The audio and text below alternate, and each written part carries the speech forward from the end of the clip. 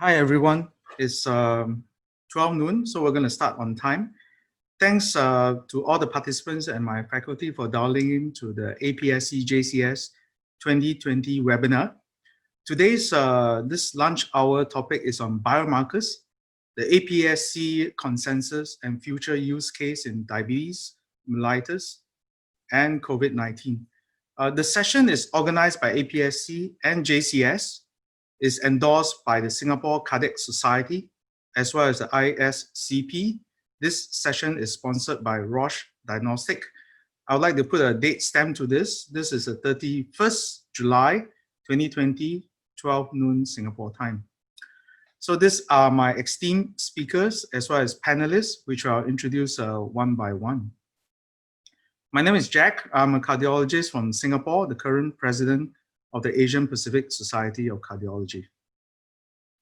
With me are good friends here, Associate Professor Inoue Kenji, Associate Prof at the Department of Cardiology, Jantendo University in Japan. Dr. Cynthia Papendick is an emergency physician at the Royal Adelaide Hospital, Australia.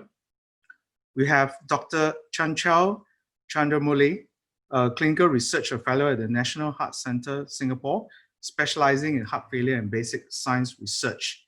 We are very happy to welcome Associate Professor David Lye, our Director at the Infectious Disease Research and Training Office at our National Centre for Infectious Disease in Singapore. So he's very experienced and he's going to educate us on COVID-19 related matters. With me, our panelists. First off, I'd like to welcome Professor Genesis. We call him affectionately Prof. G. He's a senior physician for cardiology at University Hospital Hyderabad in Germany. Good friends here also, Professor Sazali, a cardiologist and professor of medicine and the university director. Oh, I didn't see that. You're a university director now. Congrats. At the UITM Medical Specialist Center, Malaysia. We have also Dr. Leila, who is a chief clinical pathologist at the Cleveland Clinic, Abu Dhabi, as well as the chief scientific officer at the National Reference Laboratory of the country at the UAE. A disclaimer, the content on this webinar is copyrighted by APSC and should not be distributed without the permission of APSC. Just ask me, I will say okay, but just ask me, please. The views and opinions expressed in the webinar are those of the faculty members and do not represent those officially of APSC. A bit of housekeeping. You are on a live streaming now via Rutherford Medicine, APSC Facebook and YouTube pages. For Singapore registered physicians, CME point will be awarded to attendees who are active for at least 1 hour. This CME, this session is also EBAC accredited for 1 CME point for attendees who attend the full session. You will get your certificate of attendance after you complete an online survey sent by email for the webinar. This is for the EBAC accreditation. For the Q&A, please feel free to type in Q&A anytime. The purpose of this webinar session is to make it interactive, so the talks, we try to keep it short. We try to give equal amounts of time for a Q&A session. So leave your questions here. We'll endeavor to answer all questions raised. And I'm surprised that some of my Muslim colleagues agreed to attend this session as faculty, as participants. I'd like to wish everyone Selamat Hari Raya Haji. And it's a public holiday, so I think education goes on, and I'm very happy that everyone has a blessed weekend ahead. So the next session coming on at 4 o'clock is our APSC Consensus Statement of Mitral Clip, and that happens at 4 o'clock. But I want to make a pitch for tomorrow's session, where we'll do our APSC virtual convocation ceremony. So that will be a fun event, and I hope people dial in for that as well on the Saturday. So with that, I'm going to stop share. And our first speaker of the day is Professor Inoue Kenji, who helped lead the APSC Consensus Statement together with the panelists you've seen here. So we're going to have him speak to the APSC Consensus for assessment of ACS using high sensitive troponin T at the ED, followed by the talk given by Cynthia, which she will talk about the 0 and 1 hour algorithm in Australia, a real-world study addressing a rapid troponin T. Then we'll take a pause to take all the Q&A after the first session.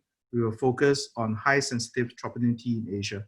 So with that, we'll have Professor Kenji Inoue start his lecture.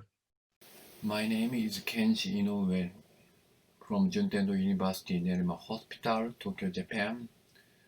The title I'd like to present today is APSC Consensus for Assessment of Acute Coronary Syndrome using high-sensitivity Troponin T in Emergency Department.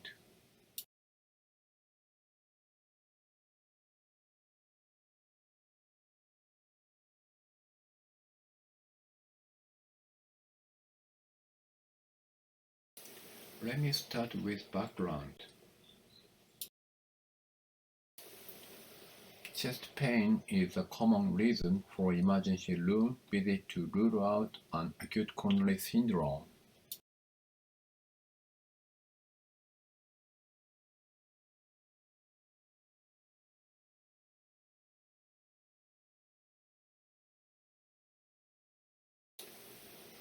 However, only the minority is diagnosed as acute coronary syndrome, and therefore a large number of patients is admitted to the hospital inappropriately.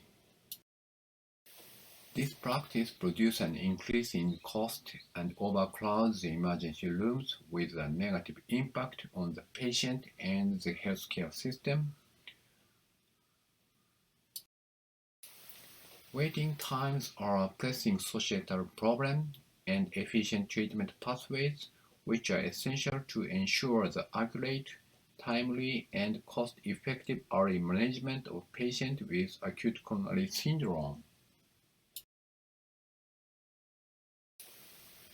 Conversely, misdiagnosis and treatment inefficiency are associated with increased morbidity, mortality, and cost. Therefore, we have to consider lots of things simultaneously. Save life, save money, save time, and save facilities.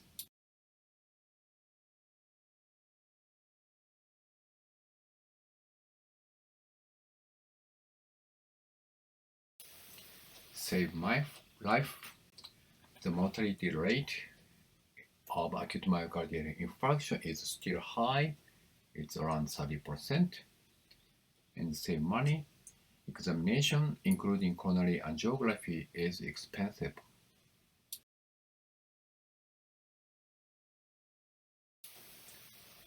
As you may know, the time is money.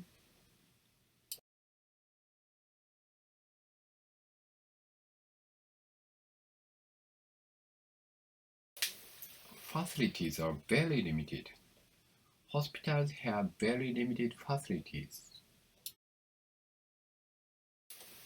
You may recall the European Society of Cardiology guideline for the first time in 2011. The availability of the high-sensitivity troponin assay has substantially changed the management of patients presenting with chest pain, both from a diagnostic and therapeutic perspective. At the time, diagnostic the algorithm with the assessment at baseline and 3 hours were proposed. This algorithm is still variable. But half years ago, European Society of Cardiology guideline has published a new algorithm named 01 algorithm. It can shorten the observation time from 3 hours to 1 hour and show the exact number, which make a non-cardiologist, even non-cardiologist, to make a decision easily. And patients were stratified into 3 groups by measuring the concentration of cardiac troponin T using a high-sensitivity assay at the time of the presentation and after 1 hour. It could therefore speed up diagnosis and treatment and rule out acute myocardial infarction more efficiently and save cost. If the patient showed low level of high sensitivity troponin T and no significant change in 1 hour, then the patient can be back home. On the other hand of the spectrum, if the patient comes with very high sensitivity troponin T value and compatible clinical findings with acute coronary syndrome, you can rule in the patient, or if after 1 hour here is significant increase the level of high sensitivity troponin T level, again you can consider acute myocardial infarction. In between these groups, it calls as observation group. You can need to further examination. You are requiring another diagnostic test. The algorithm is not published in American Heart Association or Asian guidelines. Therefore, it was 3 years ago, thanks to Dr. Paul Lee and Shuzhu Chen from Taiwan, we collected around 400 patients with suspected of non-ST elevation myocardial infarction. And fortunately, none of the patients with acute myocardial infarction in rule-out group.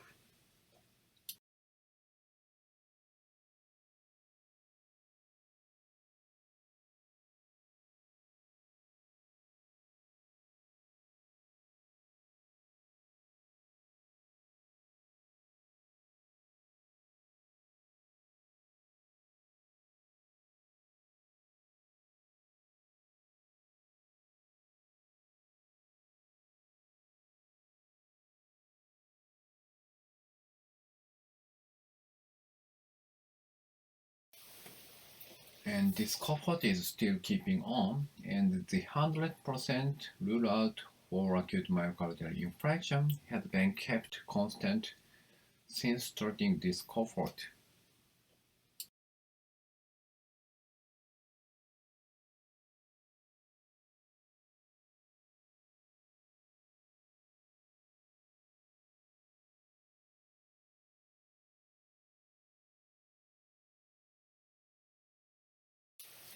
In general, when the number of low-risk patients is large, the denominator is inflated.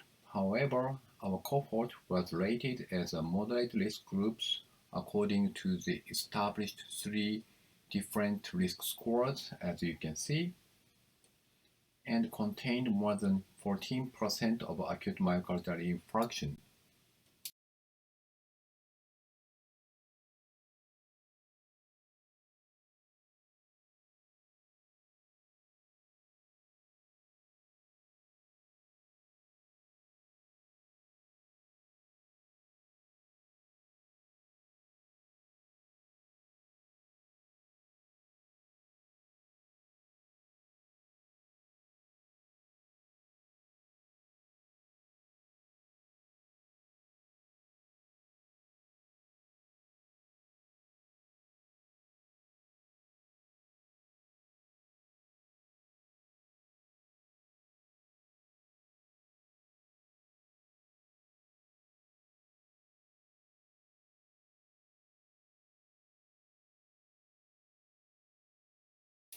Therefore, we believe this cohort reflects the real-world data.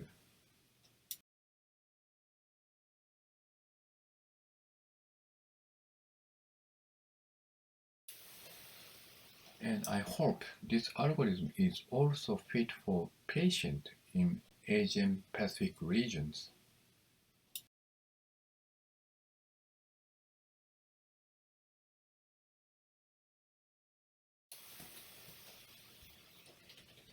The Asian Pacific region comprises around 50 countries, including 7 from 10 of the most densely populated countries worldwide.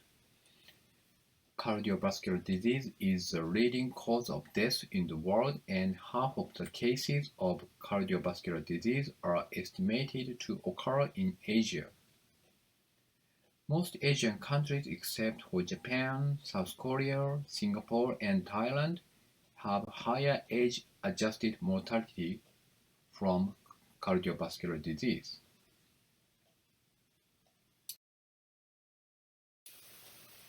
Prolonged emergency department staying or overcrowding in emergency department also a problem, and it can delay in receiving appropriate care.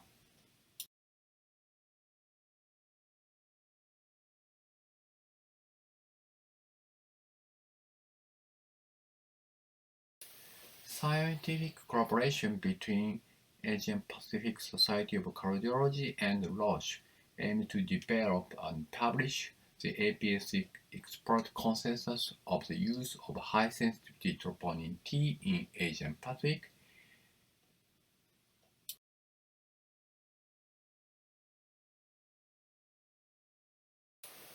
Yeah, so actually we had twice opportunities to discuss about this algorithm with Asian cardiologists from Singapore, UAE, Japan, China, Taiwan, Malaysia, Vietnam, Australia, and Thailand. Yeah, that's a great opportunity actually. And we also invited Dr. Evangelos Genesis from Germany as a supervisor. And finally, thanks to Dr. Wei Chi Jack Tan, we can publish the consensus in Circulation Journal in this year. To establish the algorithm, we modified 3 points.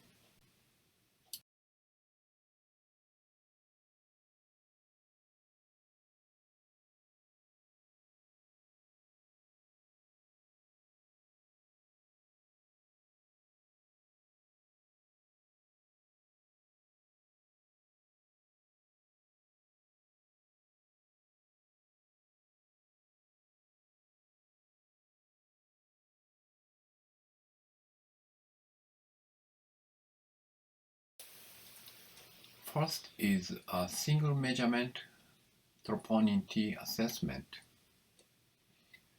A single measurement of high sensitivity troponin T less than 5 nanogram was 90.8%, while the negative predictive value for death was 100% according to previous report.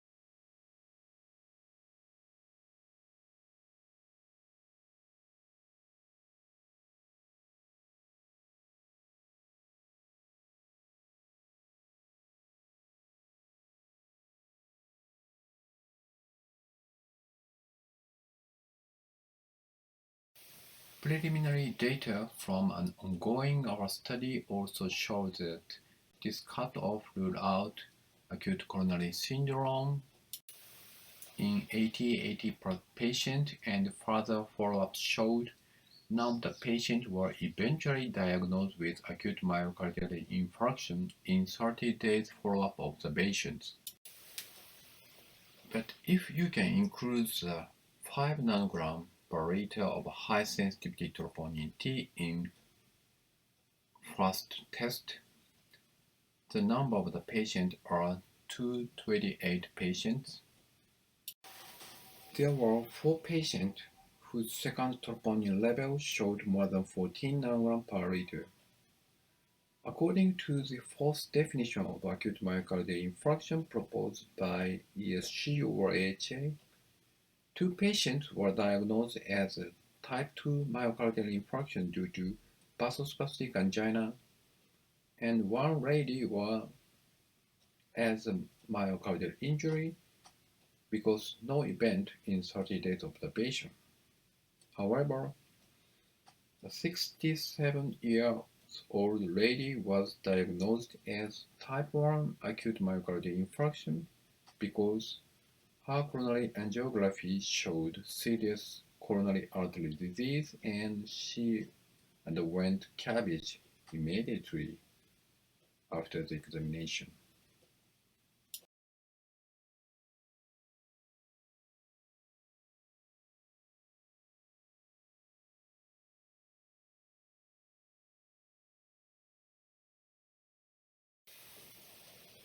We have a room to observe 1 hour to more up to 3 hours.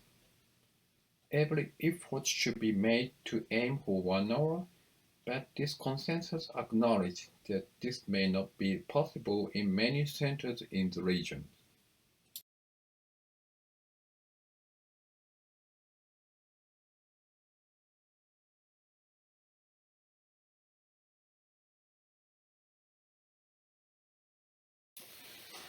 And the third modified point is just a cutoff value in the ruling group. As various publications have defined very high cardiac troponin concentration as more than 5-fold the upper limit of normal, and with the currently available high-sensitivity troponin T assay system having an upper limit of normal value of 14 nanogram per liter, then the rule-in cutoff adopted was 70 nanogram per liter, which considered to improve the positive predictive value for acute myocardial infarction. A majority of the expert committee recommended higher cutoffs. This cutoff is considered appropriate in most centers in Asia where limited catheterization capacities or reimbursement issues prevent early catheterization in the majority of patients. I applied the APSC algorithm into my cohort data, which including the more than 1,700 patients, and the left figure indicates the ESG algorithm.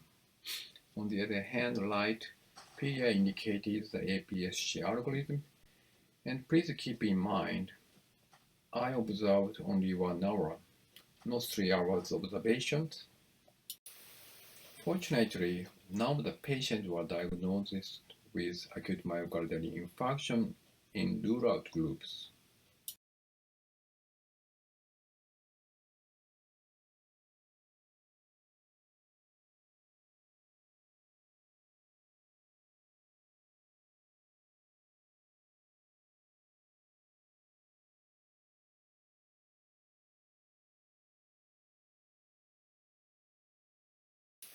And in rule-out group, the prevalence of acute myocardial infarction is slightly increased in 38.80% according to APSC algorithm.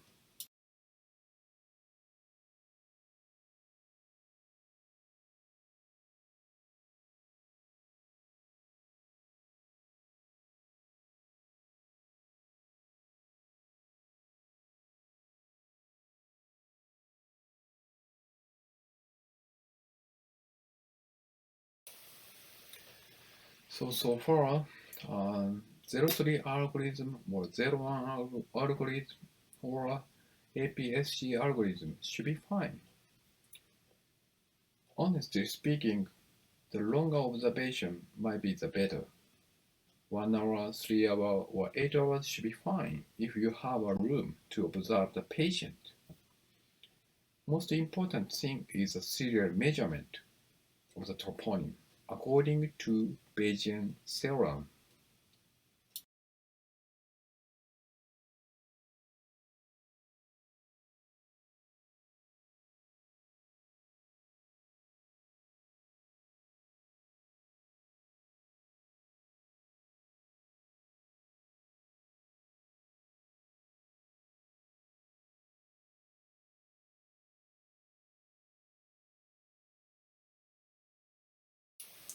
First test of troponin is a kind of which you can estimate is the pretest probability, and second test just can decrease the probability as post-test probability.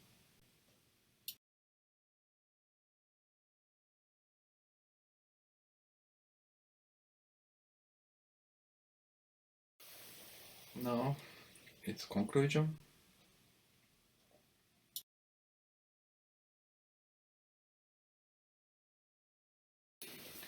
Please keep in mind, we are not ruling out the coronary artery disease, but just rule out non-ST elevation myocardial infarction.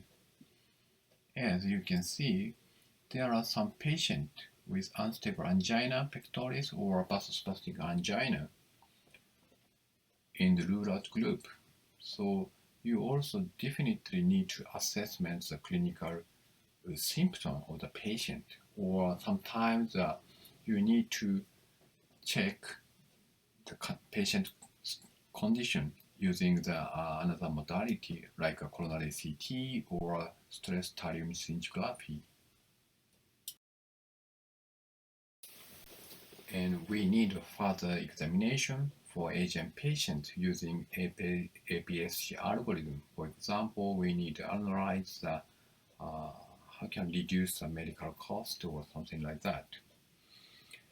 Okay, thank you very much for attention. So thanks, Kenji. An excellent lecture. I think thanks for also chipping in and fleshing out and getting the paper published. It was a great endeavor. We are going to move into the next lecture, but I just want to pick out some thoughts and address some of the Q&A before we move on for some people to think about. Just a quick thing about high-sensitive troponin T and cardiologists. The data coming out of US suggests that most of the lawsuits come out due to misdiagnosis. And when you come out with a misdiagnosis, it's usually mis-AMI diagnosis, not in the therapeutics, not in the PCI, not in the bypass.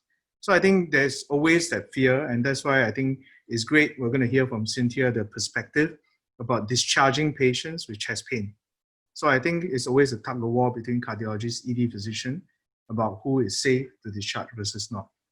We also heard a bit about this high sensitivity troponin T. We're going to probably ask around the panel, Dr. Leila, Prof. G, their opinion, because the questions you can hear, is there any difference between high sensitive troponin T or I?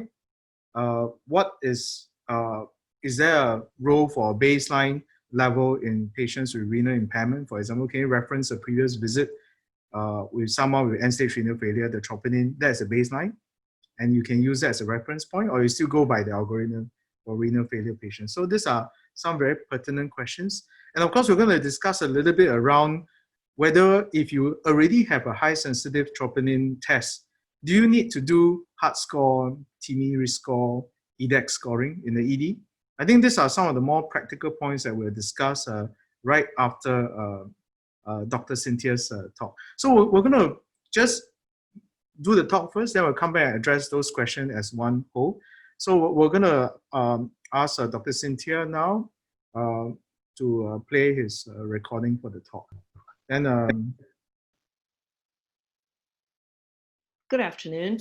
My name is Dr. Cynthia Papendick, and I'm an emergency physician from South Australia. Thanks a lot for giving me the opportunity to present to you the results of the RAPID-TnT trial. RAPID-TnT was a randomized control trial examining two algorithms for the assessment of emergency patients presenting with symptoms suspicious for ACS. The first was a RAPID protocol, 1 hour long, using a high sensitivity troponin T versus a 3-hour conventional pathway using conventional troponin reporting. As a background, the emergency department workup for ACS is fraught with problems. Basically, symptoms suggestive of ACS are a common presenting complaint to the emergency department. And it is a very high-risk diagnosis and one that the public is very, very aware of, so they know to report early. But we use a risk strategy system, which is based often on objective and poorly specific criteria. And often there is occasional atypical presentations with poor outcomes. And as a result, overtesting tends to be the norm. And overtesting is not good for patients, and it's not good for the hospital system. Overtesting results in patients waiting in emergency departments for prolonged periods of time, for repeated troponins or repeated assessment. And patients who are thought to be at higher risk are then offered admission for continued workup for investigation. And this is extraordinarily inefficient, as most of the patients that are admitted will not turn out to have acute coronary syndrome. And as such, you will spend in Australia about $175,000 on every ACS diagnosis that you make, because it requires 25 patients to be admitted to find that one case. High sensitivity troponin offers us some hope in that it has, with its increased sensitivity, it has an increased negative predictive value, and that may allow us to discharge more patients safely, more rapidly, and with more confidence. In 2011, South Australian hospitals had their troponin assay replaced. We had been using the 4th generation Roche Troponin T assay, the conventional assay, and it was replaced with the high sensitivity 5th generation in 2011 in all public hospitals across South Australia. There were many concerns raised at the time as to how we were going to interpret these new numbers, and there was quite a lot of fear that we were going to overwhelm the system with non-value added testing of patients with these new values that we couldn't interpret. So the state made a decision to mask the values and prevent us from seeing the high sensitivity values until we had further information as to how to safely interpret them. So I'll just talk you through how that was done. Basically, the 4th generation assay reported down to 29 nanograms per liter, and that's what a clinician would get when they did a troponin test. The new assay would have reported down to 5 nanograms per liter at the level of detection, but this was masked to clinicians in South Australia, and they were only provided figures to a level of 29 nanograms per liter. So all clinicians in South Australia were blinded to the new results due to fears about how to interpret these new high sensitivity values. We did an initial trial unveiling some of the values to patients and found no real difference at 1 year in patient outcomes, and it didn't change management. We continued to try and find evidence elsewhere and could find no patient-level randomized trial comparing a standard protocol versus a rapid high-sensitivity approach. We realized at that point that we were in a unique position to do a comparison because of the decision that had been made by the state to blind us to the results.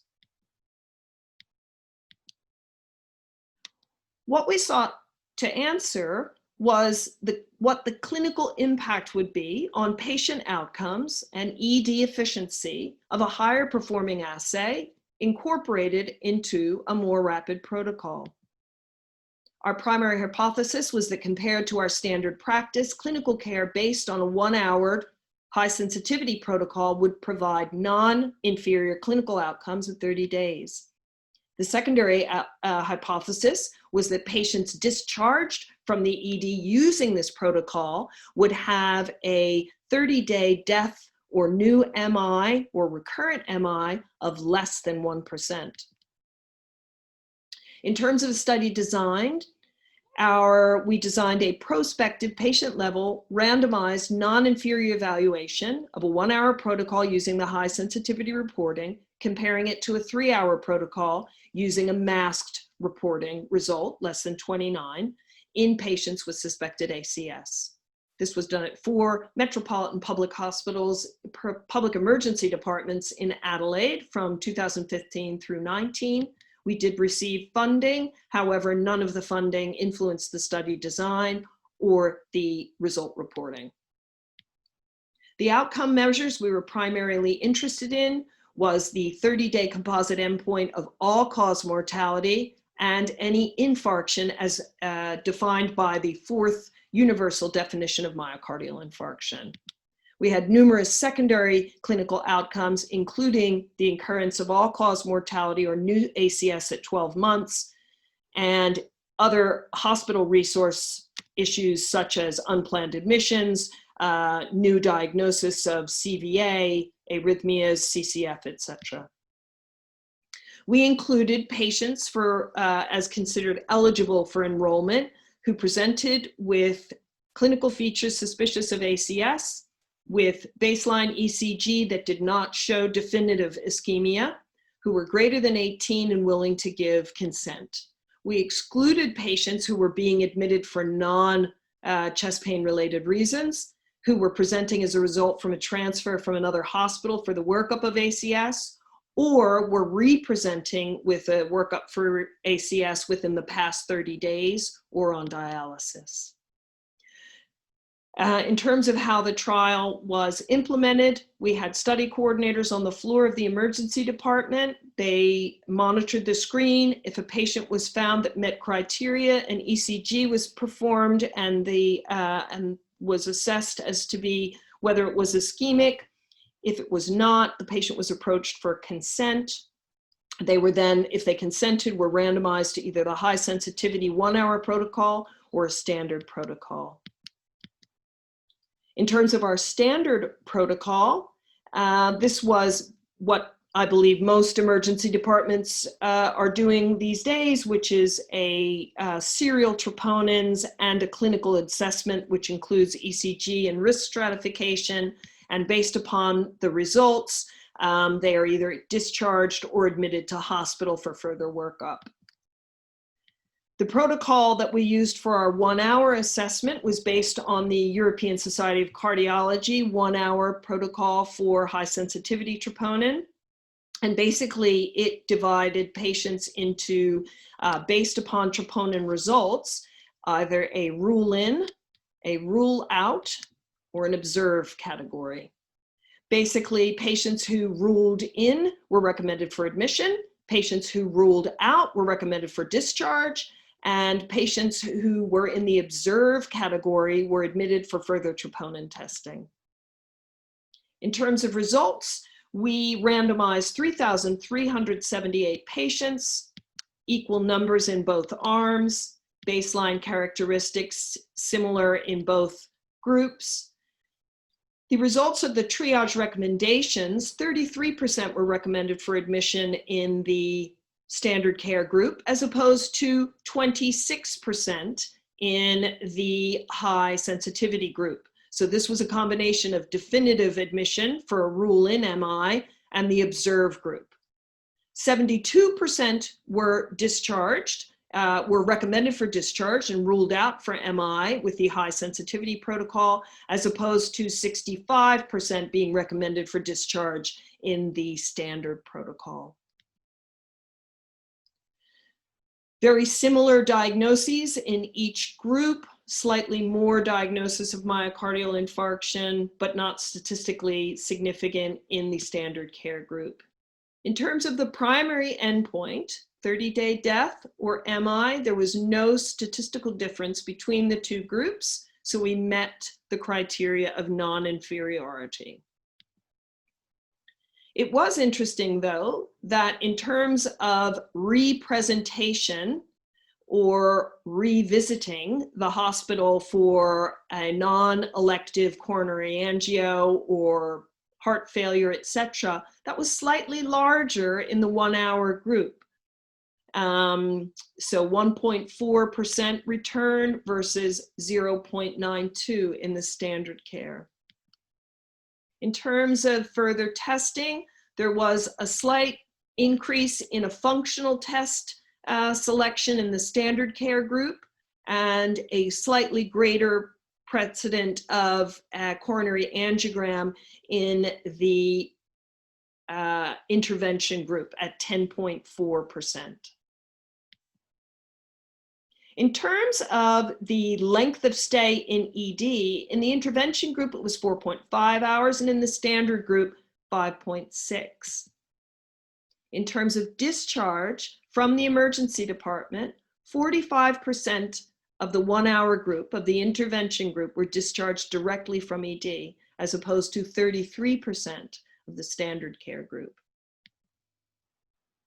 So in summary, the 1-hour protocol is as safe for discharge as our standard 3-hour protocol, And once systems are optimized, the protocol may improve efficiency as it is faster and discharges more patients directly from the emergency department. Our 12-month follow-up results will be instructive in terms of outcomes and cost effectiveness. The challenge will be to incorporate this into clinical practice in the ED to achieve the benefits of a more efficient and rapid turnaround while avoiding the risk of overtesting. Thank you.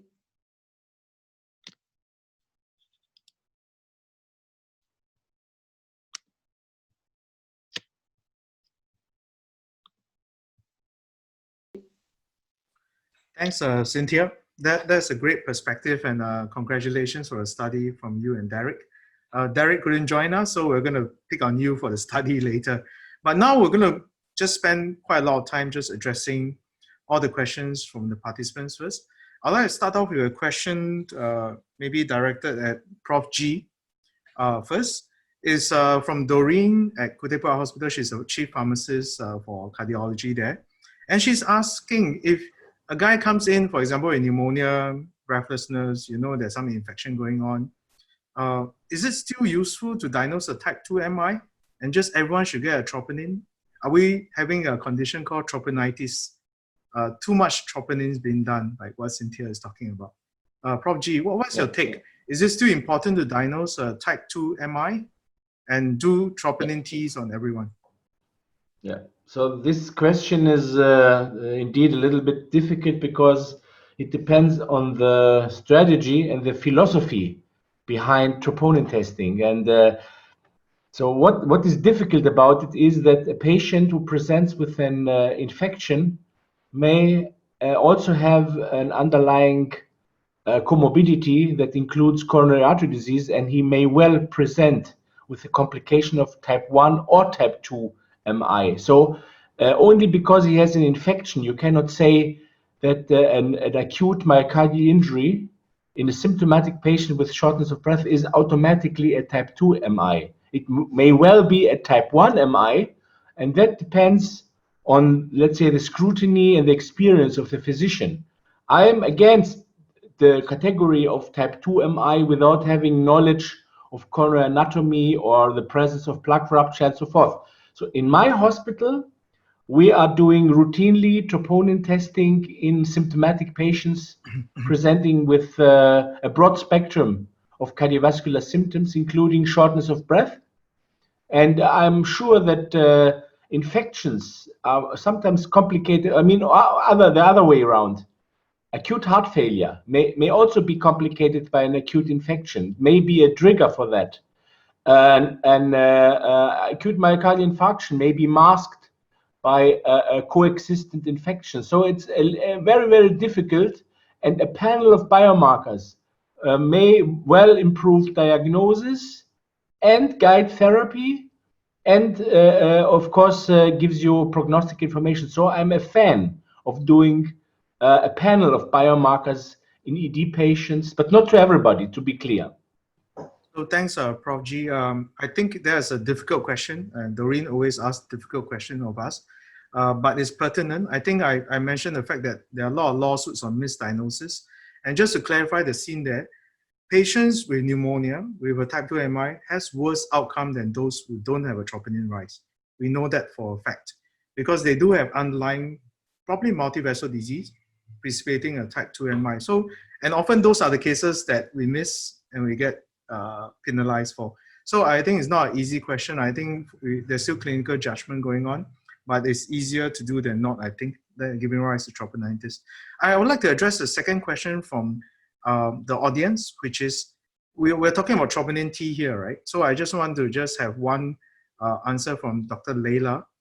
Is there any disadvantage, or maybe a quick one, on the pros and cons of troponin T versus I, if both are equivalently high sensitive? Well, thank you, Jack. So really the studies comparing the two head-to-head didn't really show any significant difference between the two, to be honest. The reason I like the TROP-T more is that the assay is standardized. It is the only TROP-T assay. So the cutoffs that we're talking about anywhere in the world are the same pretty much cutoffs. Although I came to understand that the US probably are using a slightly different kit than the rest of the world, but it's pretty much the same patent, really. While with the TropI, you have it on various platforms, and you have to be mindful of that when you're applying your algorithms. But for all intents and purposes, really, if you apply the same criteria and you're looking at serial changes in the troponin and so on, they perform pretty much the same. And so it's a matter of getting used to your own lab reference and specimen, whether it's T or I. But can I just ask a bit of a pointer on the actual troponin of T versus I? Is there any other thing that affects the reading? For example, hemolysis affects more in T versus I. In the ED drawn specimen, is there any peculiarities or rate of detection, rate of rise in your experience between T and I?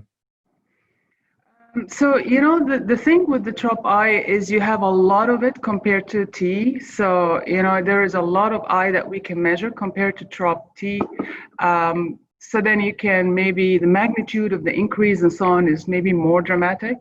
But then using the nanogram units have simplified that for TropI, for the high sensitivity TropI.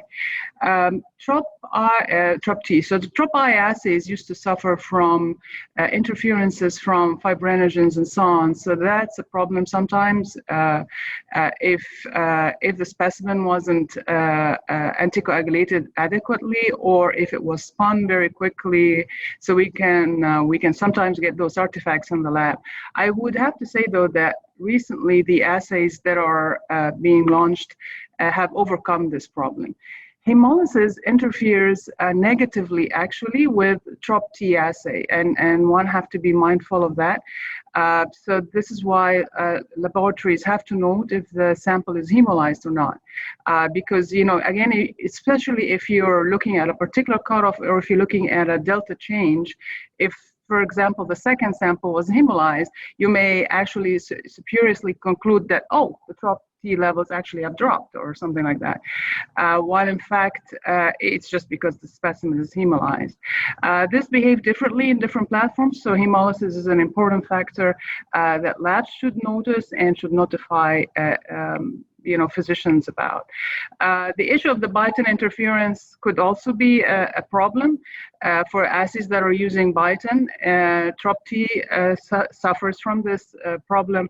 But then again, these are patients who are receiving a huge amount of Byton that are totally unphysiological.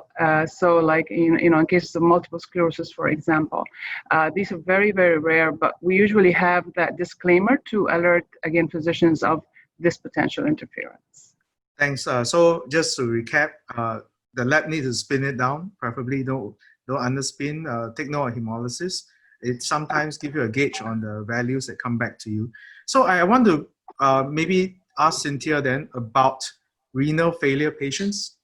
How do you address troponin value in renal failure patients? Then maybe can get Dr. Leila and Prof. G to comment again about in renal failure patients, how should we look at it? Cynthia. You're muted, Cynthia, sorry.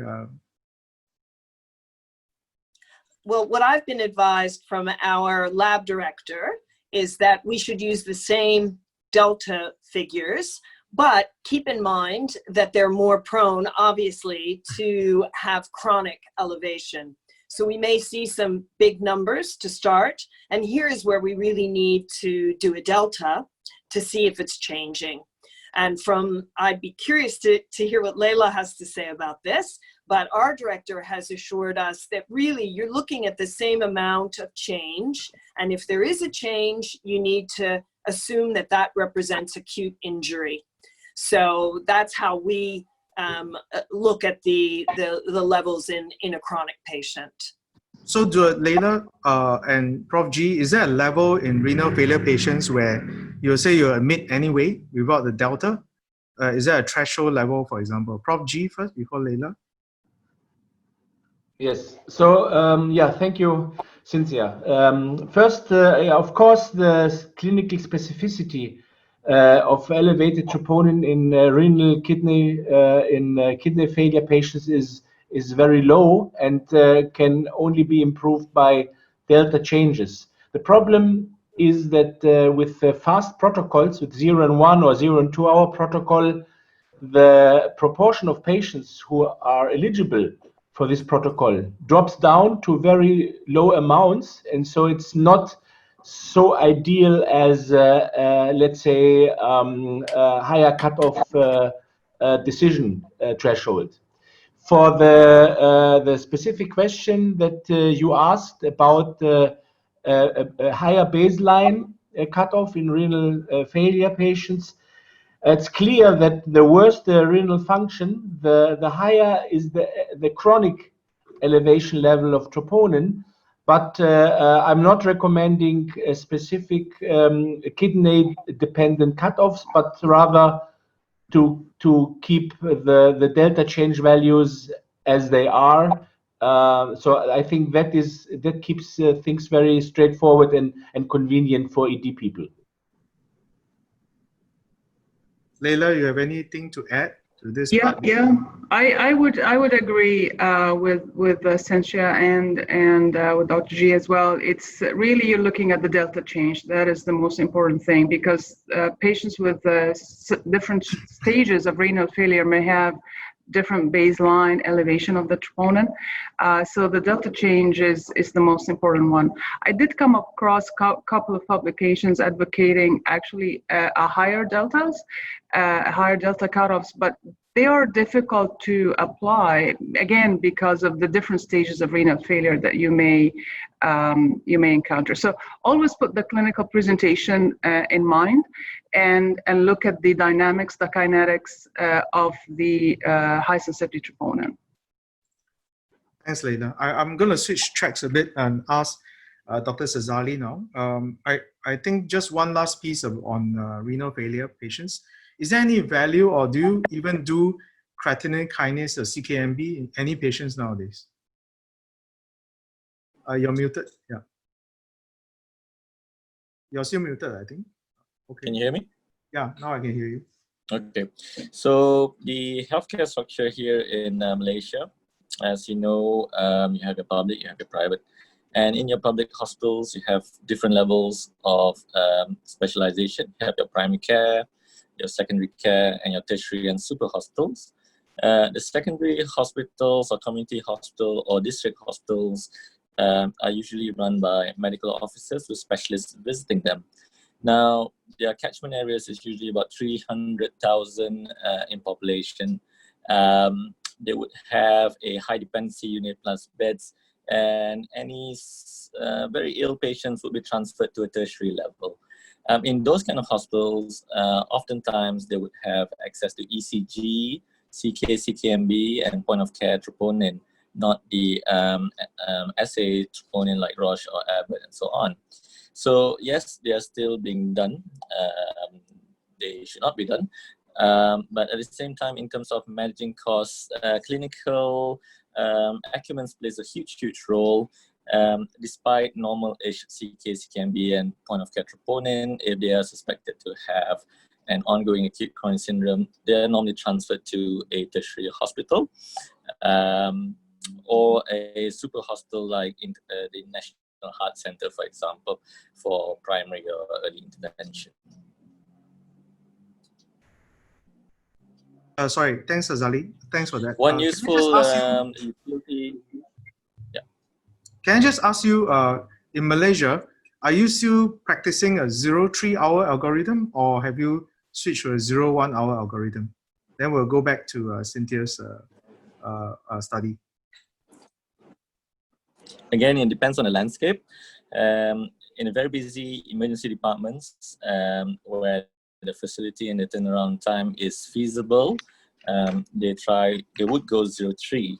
And most private hospitals where the ED load volume is lower, then a 0-1 is feasible. But oftentimes in a very busy emergency departments, oftentimes a 0-3 or more often a 0-6 is sometimes applied. So it depends on the vigilance of the medical officer and the doctors on the floor and also the attending nurses to chase the troponin results at times. Thanks, Sazali. I think renal failure is always something that we have a difficult handle on because of the baseline troponin. So I think what I'm hearing is that a trending is more important, the clinical scenario is more important, and the delta is more important. And I think a lot of centers are moving away or disregarding CKMB in the first place. I think we shouldn't be doing those measurements. I just want to go back now to Cynthia's study proper. So a few observations there, and I'll love it if Kenji and Prof G, anyone to comment, is that this terminology of rule in, rule out has confused too many people, and I really hate it. But I like Derek and Cynthia's study when they look at outcomes. I think you have to prove that whatever algorithm translates to outcome, not time to discharge, how many hours you stay in the ED. I think it really has to prove that saying that you keep someone in the rule-in phase for possible ACS helps improve outcome whether 30 days or 1 year. I'm not clear that the study shows that the 1 hour algorithm is superior actually based on the event rate. I wonder whether Kenji or Prof G can comment on Cynthia's study. What do you guys think? Is the outcome, does it look sensible to you to push it to 0-1 hours? Is there a big difference? Yes, thank you for your comment and question. And actually, at least in my cohort, so still in neural group does not show any acute myocardial infarction. But around the 400 patients who are stratified in the neural group showed 20 patients who required PCI in 30 days.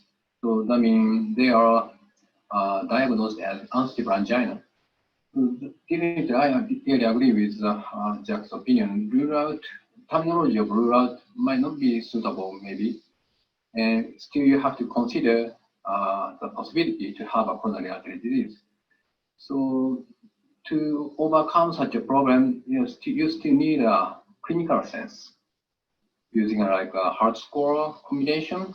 At least in our data, less than 4, the heart score are really helpful to make a diagnosis, to rule out the even unstable angina. So yeah, I agree. We have to modify a little bit the terminology.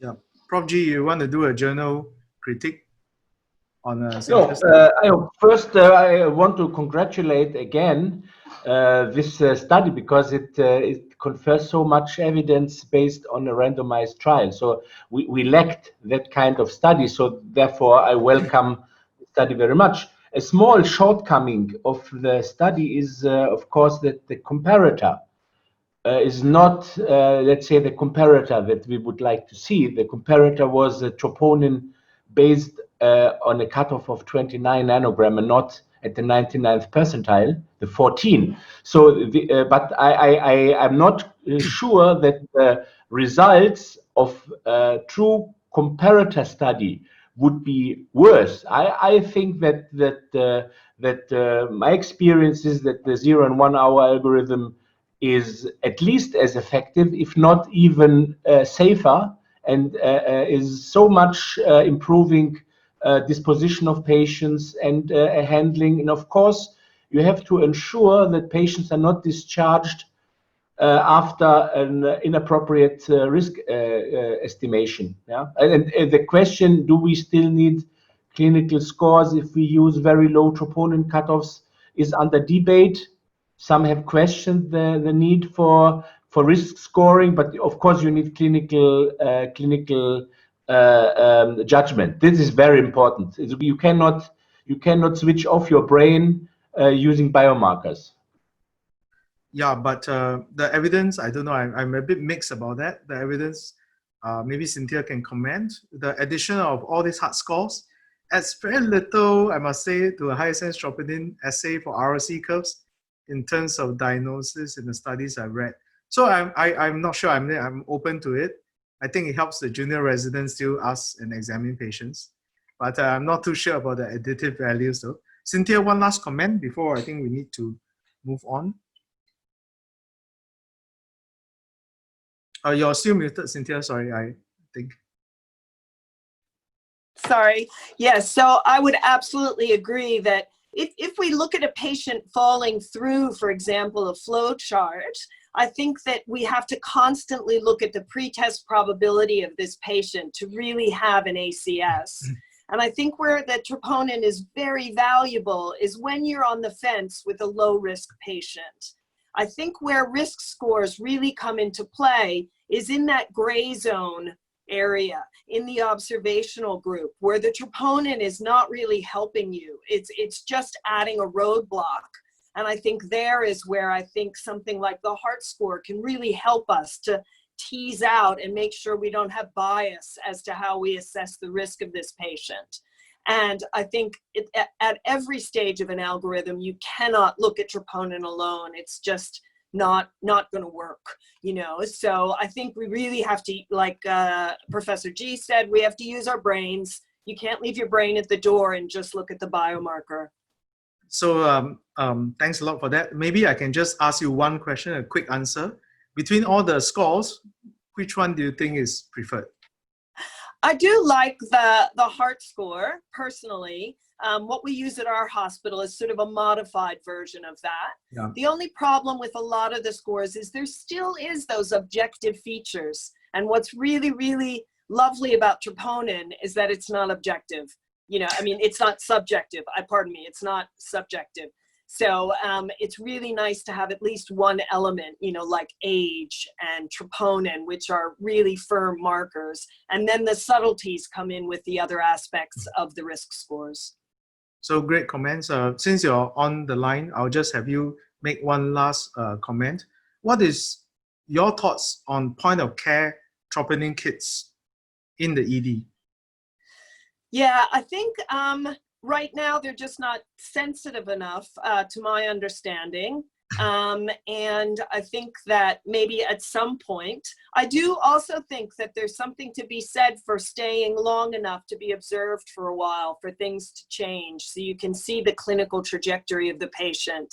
So being able to turn things around very quickly seems very alluring, but I think there is the potential that someone can deteriorate once they're back on the bus outside.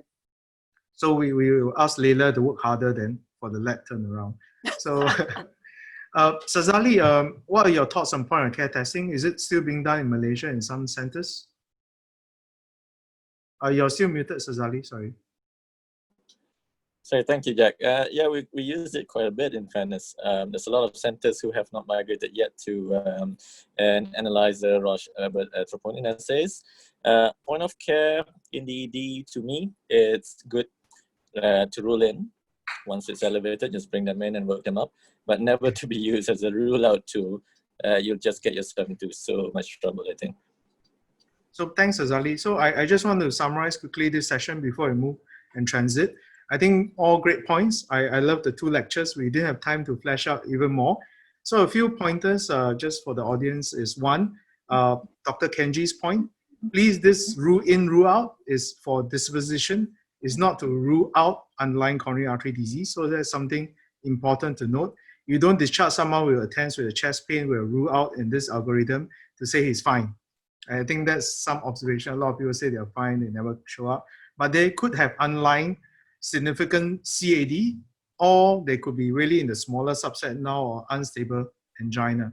The thing about point of care testing, I learned also the observation from Sazali is that, well, if you have a lab-based high sensitive, I see very little point in the point of care in the tertiary setting. But in countries where it's very disparate, I think there's still value as a rule in, but not rule out. So I think those are important points. With regards to 0-1 hour algorithm, Prof. G point is that it does help. I think the disposition turnover helps hospital workflows. I think a lot of studies have shown that it's pretty decent and probably safe. Unfortunately, the observation across Asia Pacific is that it's 0.6, 0.8 hours. And I think we still should try to improve workflow. There are some caveats to high sensitivity troponin T brought up by, good points brought up by Dr. Leila. So I think the lab also pitched in by fast turnover, giving them good specimens or non-hemolyzed specimens. Slower spin down time or more complete spin does help. And some of the caveats in renal failure patients and the focus on serial rise. I think 0 hour may be still tenuous in some patients. So unless it's truly very, very low. So with that, maybe we'll close the first half of this session. And we'll transit to other markers now that may be more exciting for the audience. We're going to talk a little bit about BNP now in diabetes, followed by COVID-19 serology. So I'm going to welcome Dr. Chanchal to give her lecture live, if she may.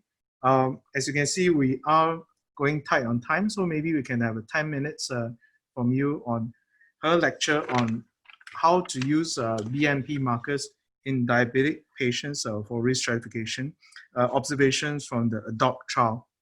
Thank you, Dr. Chanchal. Thank you very much for the introduction. I'll quickly jump into the lecture. Diabetes in and of itself can cause heart failure, and this we've seen across various age groups, irrespective of the age limits. And as you can see, individuals with diabetes are consistently at higher risk of heart failure compared to those without. Even as early as Framingham heart disease, we've noticed this, and large-scale trials like the IDNT trial, in which heart failure was excluded at baseline, despite that heart failure hospitalization was the most frequently observed cardiovascular event. And that really what gave us the impetus to look at our the association between diabetes and heart failure in greater detail in our Asian Heart Failure Registry, which is a prospective observational registry, which has nearly 7,000 Asian patients with stage C heart failure, with detailed baseline characteristics, echocardiography, and independently adjudicated outcomes. This registry runs across 11 Asian regions and 46 sites, as indicated by the stars on this map here. And through machine learning approaches, what we first did was cluster the comorbidities in these heart failure patients. And what we saw was these 5 naturally forming clusters, namely the elderly AF, the metabolic type, the young subtype, the ischemic subtype, and what was very unique to our Asian region is the final subtype highlighted here in red, the lean diabetic phenotype. This lean diabetic phenotype occurs mostly in patients who are with low BMI. They are not really obese. They are often heart failure with preserved ejection fraction, with concentric hypertrophy. And compared to the other 4 subtypes, which I described earlier, these patients with lean diabetes have the absolutely worst clinical outcomes and poorest quality of life scores. As you can see here, sadly, Singapore, Malaysia, and Hong Kong top the charts for the lean diabetic phenotypes. So we have identified this vulnerable worst outcome group. And this lean diabetic patients have no proven therapies, sadly. So our best bet here is to take one step back and look at prevention. However, that in itself is quite challenging because on one hand, we have this increasing prevalence of diabetes, but not all these diabetic patients are at high risk of cardiovascular events. They're quite heterogeneous and only a handful have incident events.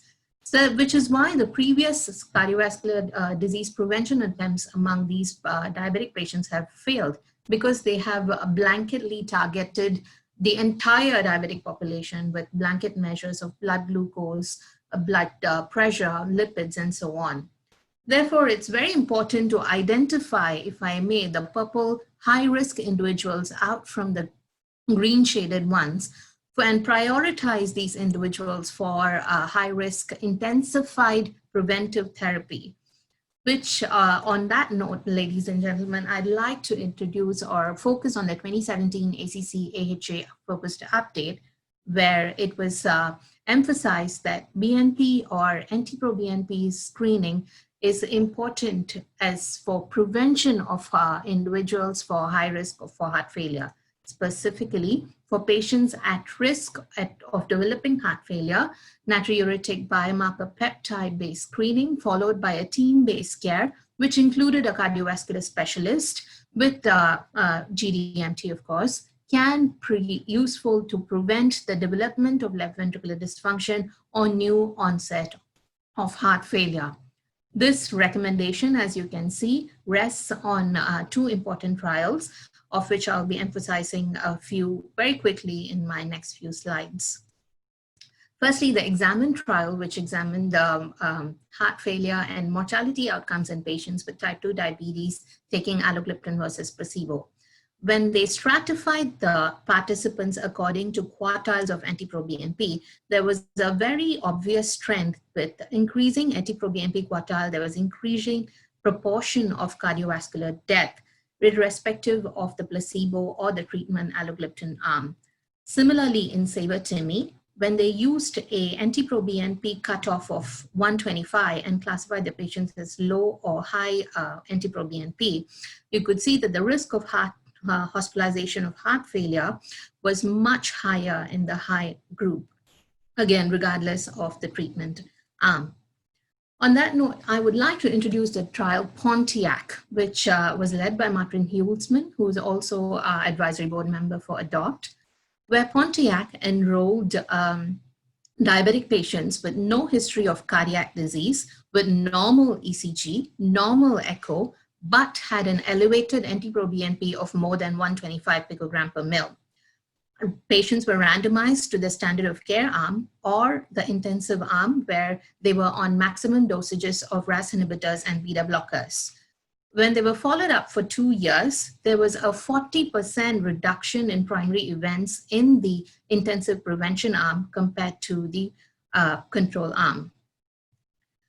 Now we also have evidence, real-world evidence from Sglt2 inhibitors, and it's impossible to give a heart failure talk these days without mentioning Sglt2, where in CVD Real 2 study, which included Singapore as one of its countries, has shown that usage of Sglt2 inhibitors were associated with reduced hospitalization for heart failure, death and hospitalization for heart failure, even if you don't have heart failure at baseline, and more so if you're additionally on RAS inhibitors or beta blockers. And on that note, I would like to introduce to you the Asian Diabetes Outcome Prevention Trial, which is a new trial which is starting recruitment in like a few days' times, actually. It's a prospective multinational randomized open label parallel group active control 2-arm long-term morbidity mortality trial. ADOPT is going to be run in 6 regions: Singapore, Malaysia, China, Taiwan, India, and UAE. In fact, 2 of our panelists today, Prof. Sazli and Dr. Leila, are key investigators of ADOPT. It's being led by Professor Carolyn Lam from National Heart Center, Singapore. So essentially, similar to Pontiac, we're going to be identifying high-risk diabetic patients with elevated NT-proBNP level with no prior cardiovascular disease. These participants will be again classified to either the control arm, who will be on standard of care, or the intensive arm, where they will be receiving high doses of RAS inhibitors and beta blockers, on top of which Sglt2 preferential use is also recommended. These individuals will be followed for 2 years for events of cardiovascular events. As I mentioned, we are like days away from starting recruitment, so please stay tuned for results. So to quickly summarize, we have a unique lean diabetic phenotype in heart failure in Asia, and this group of patients have the worst clinical and quality of life outcomes. We have seen success from the usage of biomarker NT-proBNP cutoff of more than 125 for effective risk stratification and to identify high-risk individuals with diabetes. And we also have a robust Sglt2 evidence, thus the trial Asian Diabetes Outcome Prevention Trial. Thank you very much. Thanks, Chanchal, for keeping to time. I think this is a huge topic by itself. So I think I don't want to go into heart failure therapy here because we're not end. So I'd like to congratulate Carolyn as well and the team here, Sazali, Leila, for joining the study. It's a huge endeavor. And I'll say that, wow, Carolyn, as usual, is very smart. I'm sure it's going to be a positive trial. We know SGLT is doing miracles in heart failure anyway. Regardless of if you have diabetes or not. And one thing I picked up from your talk that I liked a lot was that the map of Singapore was 3 times the size of Malaysia in the lean diabetic. So that was very nice for once. But I think we'll move on to the last talk, then we'll take both questions as a whole, because I want to give more time to Professor David Lye to speak to us on COVID-19 PCR and serology to correct some of the cardiologists' misconceptions around the topic. So Professor Lye, please.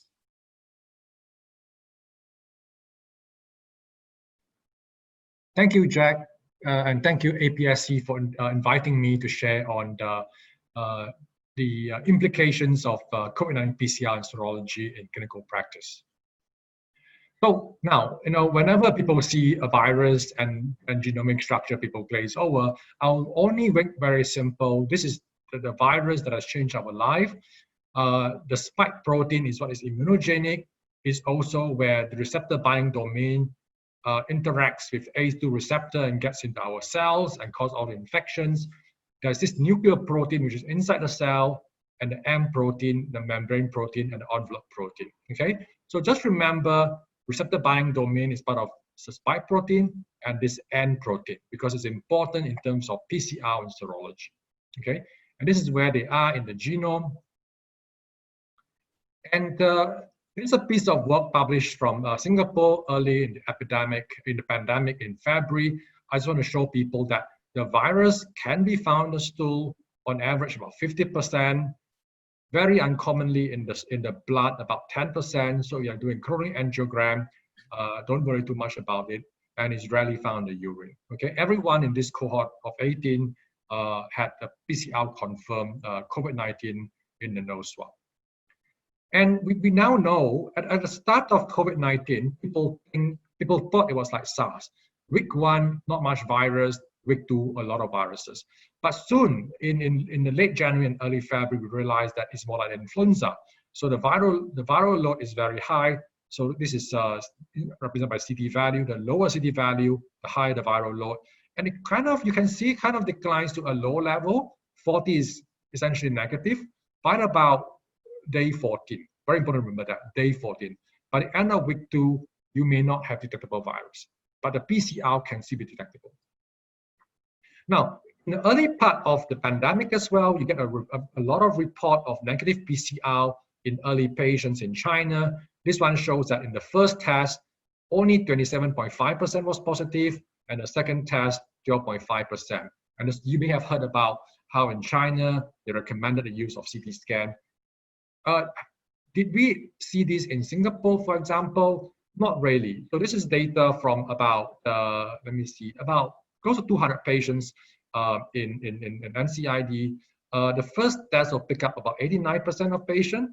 The second test at another 6%. So if 2 tests will pick up about 96%. Okay. Of course, you still have a few stragglers up until day 24, but essentially the 2 swabs will pick up 96%.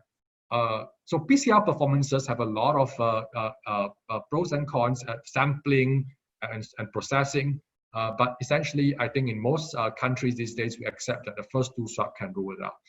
And the patients in our cohort presented roughly around 1 million of day 5, day 6. This is another observation early in the epidemic. This is a patient from China who was admitted, confirmed PCR positive, and then was monitored. And when 2 swabs were negative, was discharged for observation. And then during observation in the community isolation, they realized that the swab became positive again. And so you see this phenomenon where the viral load declined and then became detectable again for many, many days. Now, is this really reinfection? We now know this is not. What we are detecting is persistent and intermittent shedding of viral RNA. So this is a study in China, one of the early studies. You can see that the virus can be taken up to day 35.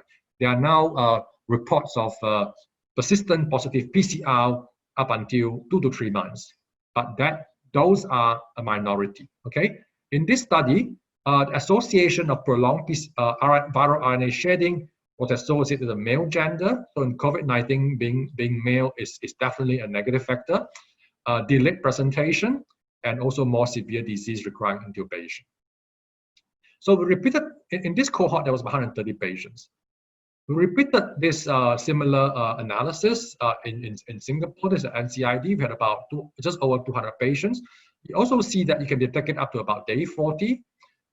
In univariate analysis, there was association with female with intubation as well as the treatment with Calitra. So treating with Calitra, the HIV drug, actually led to more prolonged shading. However, on multivariate analysis, there was actually no association. So we thought that, why the differences between the Chinese study and our study? There was a fairly high use of corticosteroid, for example, in the China study, close to 50%, whereas in our cohort, it's only 5%. So we know steroid has been associated with prolonged RNA shedding in SARS and MERS. So our median duration is similar to the Chinese study, about 14 days. And intermittent shading, this wasn't described before, okay? There was only case reports of intermittent shading, but we detected about close to 40% of patients who have intermittent shedding. How do we define this? That means they have PCR positive on the nose swab, and it became negative. But instead of having two negative, they become positive again. So they go positive, negative, and it will drag on. But this period of intermittent shedding, on average, only lasts about 3 days. Okay. And what we show here is that while prolonged shedding was associated with inflammatory cytokines, intermittent shedding wasn't really. So it really shows not associated with it, is immunologically much less significant to the patient. I will now move on to what does it mean to have prolonged viral RNA shedding. This is the first report out of Germany. It shows that viral load was high in the early part of the illness. I draw your attention to this. This is basically the antibody increasing from about the end of week 1 onwards. And this is positive culture. You do not see any more positive viral culture after day 8. Okay, and this is just another way of regression analysis showing the plot. So the probability of having a positive culture declined to 0 at about day 10. Okay, so this is the first report, 9 patients. People were intrigued, were hopeful, but many people say too small a study to change practice. And this is another study from Canada. We show similar things. So culture negative, cycle threshold values are 27, culture positive is about 17. Okay, so you can see in the red bar here as well, probably positive after, there was nothing positive after day 8. Okay, so there's another study from Canada. This is a study from France. This is Professor Didier Raoult. He was the French professor that started the hydroxychloroquine craze. But nevertheless, he published a better study that has 183 samples, of which 129 were positive. So that's a very high rate of positivity, because if you look at this Canadian study, only 26 out of 90. And he basically showed that percentage culture positive declined to nothing after cycle threshold value of 34. Okay, he did not study days of illness, but cycle threshold of 34. This is our Singapore study. We have 14 patients positive out of 73. So our findings of percentage samples positive, culture positive with patients who are PCR positive is more in line with the Canadian study. We found no positive viral culture after CT value of 30. Okay, so essentially what you're saying now is that yes, there's prolonged RNA shedding, but there's probably no virus that can be detected by culture. That means they don't grow in culture, which also implies they're not infectious. Okay, after about day 10 to day 14, or cycle threshold value of around 30 to 35. I'll now go on to serology, which is what people are interested in. This is the meta-analysis published in BMJ just a few weeks ago. There are different types of serology, so not all serology is equal. Okay, so the lateral flow immunoassay is the point of care testing. Sensitivity is pretty low. We don't use it anymore. Okay, at the early part of the pandemic, many of these lateral flow assays came out of China. We don't use it very much now. The ELISA base is more sensitive, 84%, but the chemiluminescent immunoassay, they are the most sensitive, 98%. If the serology is positive, they are usually specific. But this meta-analysis of how many studies is there? 40 studies shows that in the first week, sensitivities range from about 10 to 50%. In the third week, that's when you can be pretty confident, okay? And do I have data to show you? I'll show you a few landmark studies, early studies. So this is one of the early studies of more than 200 patients published out of China. They use the ELISA and they detect the receptor binding domain. So this is a more specific target, and protein is less specific. Okay, I'll show you data about that later as well. So you can see that IgM, IgG starts to appear between around day 5, but 90% serology positive is around day 19. Okay, so if you're serology negative by day 21, you probably have not been exposed to COVID-19. But if you are serology positive, you definitely have been. It also shows that severe disease had a higher IgG. Okay, this is a recurring theme that you will see. This is a second study in Nature Medicine out of China. It uses the more specific chemiluminescent immunoassay, but it detects the N protein. N protein, I told you before, is less specific. I will show you the data to prove that. But it also has a spike protein, which is important. Okay. And it shows you the same thing, 90% positive by day 21, and IgM earlier than IgG.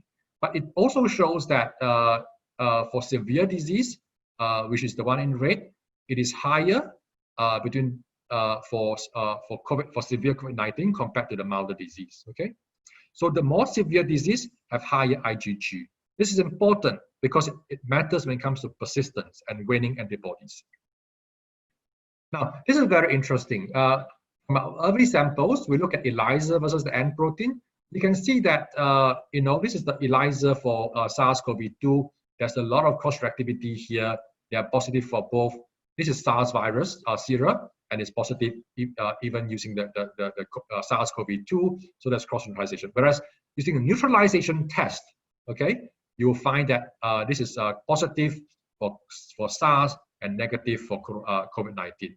In contrast, when you look at the COVID-19 samples, it is negative for SARS, but it's positive for COVID-19. Okay. Whereas you look at the ELISA with N protein, you'll find a lot of cross-reactivity. But importantly here, we detected neutralizing antibody towards SARS collected 17 years later. We recall about 10 patients, SARS survivor, to collect their antibody, and we can still find the antibody. So there's hope that in this SARS coronavirus, there is persistence of antibody. Now, in MERS coronavirus, very different. Very few people develop neutralizing antibody, and they don't persist as long, and the titer is also lower. This is another study that we did, and I'll take you through it. This is the N protein. So N protein is non-specific. You can see that this is COVID-19. This is SARS, so they cross-reactive. That's number one. But number two here is also very interesting. For the N protein, this is the old sera collected during 2003. They were still, of course, we repeated it. It's still detectable there. But the recent sera is actually negative. Okay, so it tells you that if your antibody is towards the N protein, which is what a lot of ELISA assay uses, there is more waning over time. Okay, this is the fresh specimen collected in 2003. This is the new specimen collected in 2020. Okay, so this is that's why the target of antibody assay is very important. But spike protein and receptor binding domain, which is a portion of the spike protein, you can see that this is COVID-19. This is SARS. Not much overlap. This is the test for SARS, and not much overlap for COVID-19. Same thing for receptor binding domain. Okay, so cross-reactivity between N proteins, spike protein or receptor binding domain, RBD, more specific, and antibody waning more for N protein than S1 and receptor binding domain. So we need not be too disappointed when we hear about waning antibody. I'll show you why later. Now, one of the problems with their assay is that there are different other types. So the gold standard is plaque reduction trend assay. It takes a few days to do. It has been done in BSL-3, the microneutralization assay, and there's this Marburg neutralization assay. This is the AstraZeneca vaccine study published in Lancet 2 weeks ago. You can see that the titers are all different. Taken at the same time point, they're all different. So it points to the fact that neutralization assay has very variable readouts. Okay, so what we have done is that Professor Wang Lingfa from Duke and US, together with several of us, have developed this surrogate VNT. So this is how a viral neutralization assay works. This is the virus. It binds to the ACE receptor. If you have neutralizing antibody, it blocks the virus from binding. So you can observe a difference in the wells. However, without the virus, you can do it in BSL-2. And so what he does is receptor binding domain is conjugated to this horseradish protein. And then if it binds to the ACE receptor, that's the signal. But if the neutralizing antibody and it blocks it from binding, there's no signal. So basically, he takes this part, remove the virus, and it allows the development of a new surrogate neutralizing test that can be done in an hour in BSL-2. Now, this is just published last week in Nature Biotechnology. A few other groups have now just started to publish similar development. Luckily, we were fast. Now, how good is it compared to the conventional automation? So you can see that the correlate coefficient is 0.86. It's pretty good. And it's also confirmed in terms of sensitivity, more than 98% in Singapore as well as in China. So a few hundred patients in both cohorts. So this is quite reliable. It's now being validated in different parts of the world, New Zealand, Australia, Mayo Clinic in the US, and so on. Now I'll touch lastly on this topic that worries people. This is a study that came out of China a few weeks ago. They used the chemiluminescence assay, and they show several things. For asymptomatic patient in blue, the IgG is lower. That's number one. Okay, not so much for the IgM. And this is the IgG, and this is a convalescent sample. So this is acute, around 3 to 4 weeks exposure, and this is 8 weeks after hospital discharge. So it's kind of like between 2 to 3 months. Okay, this is the next slide is the one that worries people. So it shows a decline from acute to convalescent samples, asymptomatic as well as symptomatic. Okay, this is using IgG. For neutralization, there's also a decline. Okay, so but importantly here is that using the IgG, a lot more than 90% of decline, and the median decline is quite high, 70%. Okay, and in fact, 40% of the asymptomatic became seronegative by IgG, and 12% became seronegative. Okay, but using pseudovirus, they didn't use the true assay. They found a lot fewer of the symptomatic. So it's generally less decline, and also the median increase is less. Okay, only around 10% decline in asymptomatic or symptomatic. Okay, so when we talk about antibody waning, we know have long-term immunity. Don't worry, it's really more about the assay. Neutralizing antibody is what protects us. Okay, but about 40% of asymptomatic and about 10% of symptomatic became seronegative. Okay. From our data in Singapore is about 20%. Okay, about 20%. So very similar range. But do we have to worry too much about waning antibody? Okay, so this is just published out of our cohort as well. In the NUH, SGH, as well as NCID with Professor Antonio Bertoletti from the NUS. What it shows here is that there are T cells recognizing the different T cell epitopes in the N protein, as well as the non-structural protein 7 and 13. Okay, so these are memory T cells. Okay, so remember that we're Hep B vaccinated. Even if the titer falls below 10, you don't have to worry, because the memory T cells will activate the plasma cells, and then there will be antibody. And more importantly here is that even the SARS patient have something similar, and the non-exposed patient. So this points towards perhaps seasonal coronavirus. Okay, so this is the first evidence of memory T cells, and we are now continuing to follow our patients long term up to 2 years to study this. That's all I have. Thank you for your attention. Happy to take any questions. Thanks, Prof. Lye. That was amazing. I really enjoyed it. There's so much information there, so many questions from me, but I'm going to defer to the question from the audience first. So a clinical question from one of the audience, Antoro, is David, can we use actually CT on the chest CT value or less than 30 to look at the infectious state of asymptomatic patients? How is CT used? Or is a clinical question? I think WHO has now changed recommendation that you can possibly be de-isolated after about day 10 or day 14. Now, CT value is not used very much because a lot of labs don't report it, okay? And depending on what machine you use, you may or may not be able to get that information readily, okay? Now, in Singapore, we have now report CT value for every single sample. And if you have that, it's more specific. Because if you tell me, can I be sure that truly there'll be no positive viral culture after day 10, day 14? Actually, there are case reports. There was a case from Taiwan, positive at day 18, okay? But CT value will represent to you the amount of virus detectable. So I think CT value is available is better, but when it's not available, day 14 is quite okay. And in Singapore, we are more worried, I'm going to be more cautious, we use day 21. So that is, we give that margin of error. Over. Thank you. Leila, do you have any concerns from the PATH Lab about the lectures that David presented? Yeah, well, Jack, that was an excellent presentation. Really, I thoroughly enjoyed it, and I think it shed a light on several aspects. And I just want to highlight a few things. First of all, the late amplifiers that Prof. Lye indicated.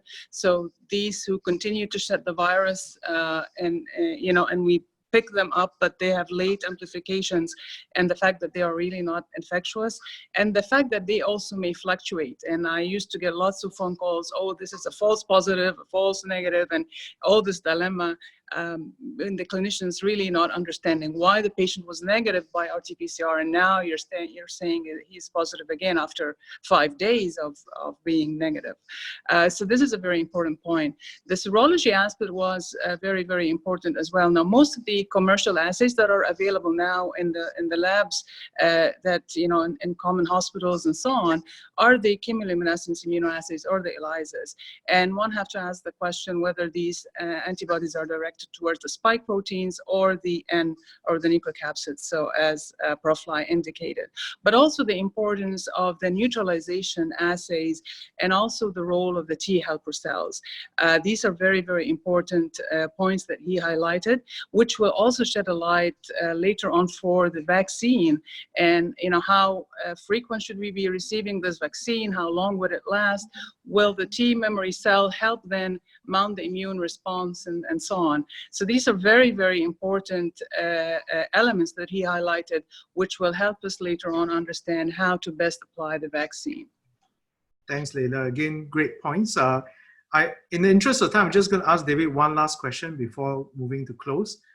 David, I don't want to put you on the spot. There's 141 vaccines in development, about 20-something in trials. If it does come and it comes to Singapore, for example, how do you implement a vaccine program? Who gets it first? Who gets it last? Or should we be all equal? Okay, so I think that, this is an amazing pandemic, isn't it? We know so much about treatment, rapid diagnostic development, and now we've got vaccines. It's amazing. Not most of this will fail. So far, all the candidates have able to produce neutralizing antibody, but there's a difference. Some of them have very low level, 4, 8, 16, and now you can see from the natural history of the patients, you've got low level neutralizing antibody, it will win, and these are not natural infections. We are not sure about memory T cells there. So I will pick a vaccine that produces high neutralizing titer at the early time point and follow them very carefully. That's number one. Number two is, who do we protect? I think you have to protect the healthcare workers, because without healthcare workers, in ED, in intensive care, on the floor, sick patients will have, will suffer. You see this at the epicenter of every outbreak in Wuhan, in Lombardy, in New York, whereas the rest of the country have much lower case fatality. On top of that, it will be the old, because it's very clear that if you are 30 years old, you'll be fine most of the time. Yes, there's a few young people who die, but most of the time, death occurs in very old people with comorbidities. So the old people should be vaccinated first. Of course, old people, will they have less neutralizing antibody? The answer so far from a few trials we have tested patients over 70 is that yes, they are slightly lower, but still fairly high. So I think there's hope, but the phase 3 trial is a key. Okay, thank you. So I hear some caution there, and I would say maybe I generalize a little bit to say frontline workers, maybe the policemen and Oh, yes, cleaners yes, true. and not just healthcare workers. So I Frontline think workers. also our teachers and everyone else who's on the front line. So, but again, sorry to put you on the spot there, David, but good points. Now, I think in the interest of time, I would like to just quickly close out the session. I think I had great fun. And I would like, before closing out, to invite every of my panelists as well as speaker to raise one teaching point for the participants to take back from this session. Just 1 point from each panelist. So I'll start with Prof. G first. If you want the attendees to bring back one learning point from this session, what would that be? I would like to make people be assured of the safe use of high-sensitive troponin, implement the fast protocols, and don't be afraid of legal issues or of missed MIs, because in the era of high sensitivity, that problem has declined a lot. So, okay, word of reassurance. Dr. Leila, your one learning point for the attendees. Just the role of the neutralizing antibodies and the T memory cells. Okay. Thank Dr. you. Cynthia? I would say the concept of making sure that although high sensitivity troponin is terrific, that we still need to think and look at the patient, and that we are ruling out a non-STEMI and not, you know, coronary artery disease. So good point. Look at the patient, don't look at the numbers. Dr. Chanchal? I would say that Asia has a very unique clean diabetic phenotype, and only best bet here is to look at prevention using biomarkers. So we need to re-stratify our at-risk group predominantly in Yes. diabetes subset. Professor Kenji? Thank you very much. Similar with Cynthia's opinion, use your brain, not only the troponin, because you are a doctor. Yes. Professor Sazali? You're muted, Sazali. So actually, I echo Chanchal.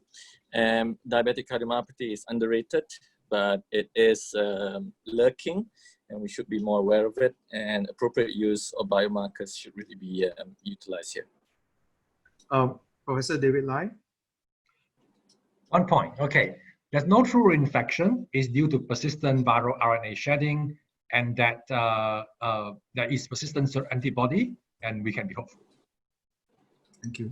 So maybe one last point from me. I think I'd like to bring a positive close to this session. I think we talk about COVID-19 all day long, but I would say COVID-19 is not the be-all and end-all. It will pass. I'm hopeful of that. But I can assure you diabetes, cardiovascular disease will forever be there.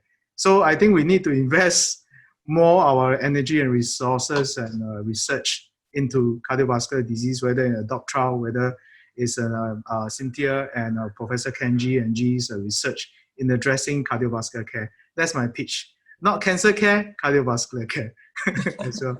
So with that, I really enjoyed today's session. I want to thank the questions from the participants. I'd like to thank all my faculty and speakers who spent either a public holiday or really your Hari Raya day with us. So I want to wish everyone a blessed Hari Raya Haji and have a best weekend ahead. Thank you very much and keep safe. Thank you. Bye-bye.